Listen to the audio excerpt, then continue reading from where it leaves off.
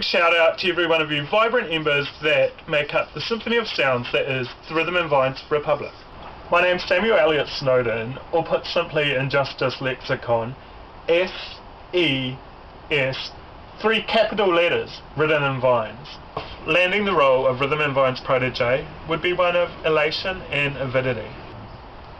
An Abbey Road crossing of sorts into learning the ways of the festival playground. And also a role which I would bestow 2011% dedication towards. So that you, the spectator, experience the kind of festival that you'll be reminiscing about to your grandchildren 40 years from now.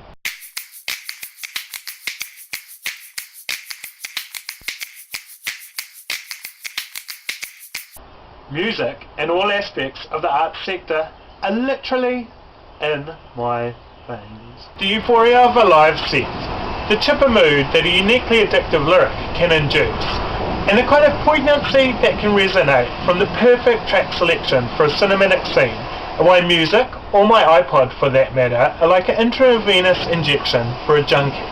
The fix is instantaneously contagious and mood altering. I'm 25 years old with a degree in Screen and Media Studies and Management Communication, and I am a firm believer in the notion that without the music there's no strength to the icon, and without the background there's no front of centre stage. I've been a bit of a William Miller, you know, the novice Rolling Stone writer from Almost Famous, for a large part of my life. It started with recording mixtapes off the radio for girls. First admiration for a musical artist's live set came in '96, ironically at an Alanis Morissette concert. And from there, Rock Quest Finals, Battle of the Band series, as well as the Incubus concert of 2001, which was just one of my outstanding teenage gig experiences. And then of course a decade of phenomenal big day outs, with the shakes of Kings of Leon, groans of Peaches, strums of the Strokes, growls of Courtney Love, chants of the Go Team, and rocking the free world with my mother's siblings at Neil Young.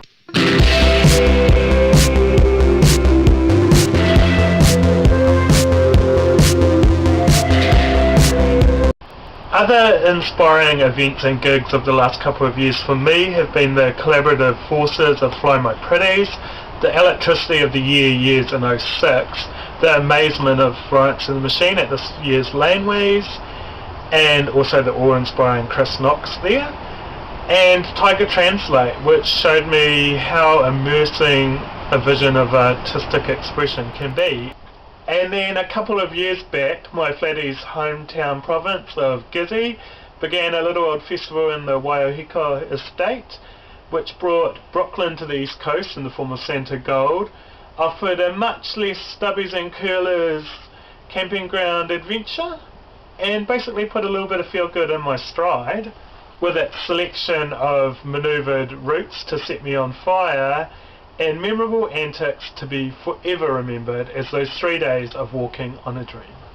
With relation to my interaction with others and own personal work ethic, I don't just see this Protege opportunity as one solely for the music or backstage kudos. For me, it's a vital opportunity to get to work, learn from and interact with some of the best in the local music, entertainment and event management industry.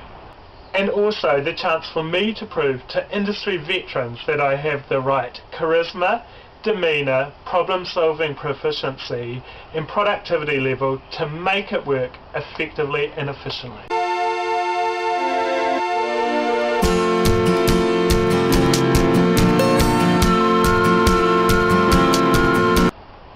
I think it's the people that make a festival, and as for the music, well, that's a unifying force.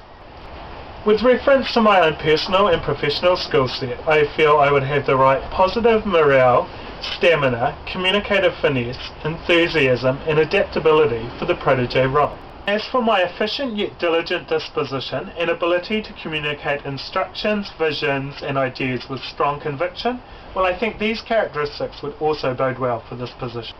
In terms of my industry background and experience, practical film and television papers have enabled me with second to none time management aptitude, diplomatic yet functional leadership skills and a strong problem-solving capability.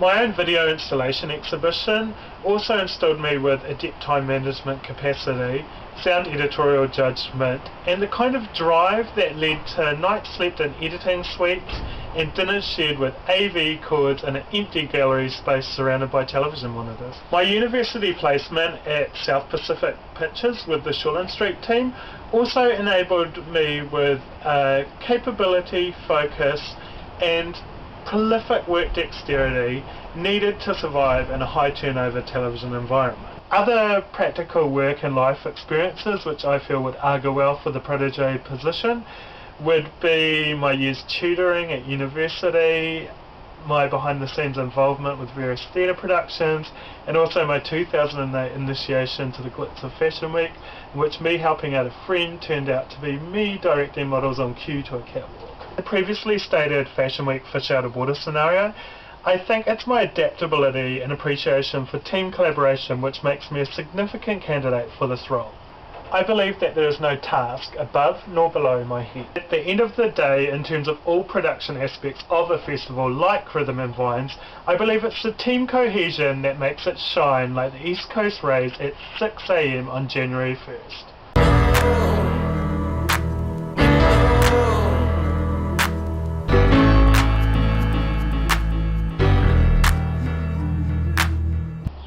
So even if I'm scrubbing a toilet which a bassist has just threw up in, I'll be showing the icon waiting to use it that in terms of festival hospitality, it's game on Donkey Kong. In the words of the legendary NERD track, Spaz, if you like what you've heard and seen from me and think I've got the goods to cut it, simply stab if you want to, spaz if you want to, stab if you want to, because I ain't going nowhere. And also, just as a side note, Sarah Gandhi recommended making up your own ideal lineup if money was not an issue nor geographical location.